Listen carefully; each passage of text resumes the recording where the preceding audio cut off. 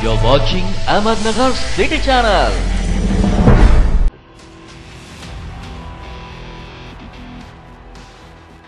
एटीव्हीच्या हाती आलेली आत्ताची सर्वात मोठी बातमी. वघार महामंडळ अहमदनगर MIDC या ठिकाणी लोकसभा मतमोजणी दरम्यान फॉर्च्युनर गाडीची काच एका अज्ञात व्यक्तीकडून फोडण्यात आली आहे. यावेळी तणावाचं वातावरण निर्माण झालं होतं. योग्य वेळी पोलीस प्रशासनाने परिस्थिती नियंत्रणात आणली.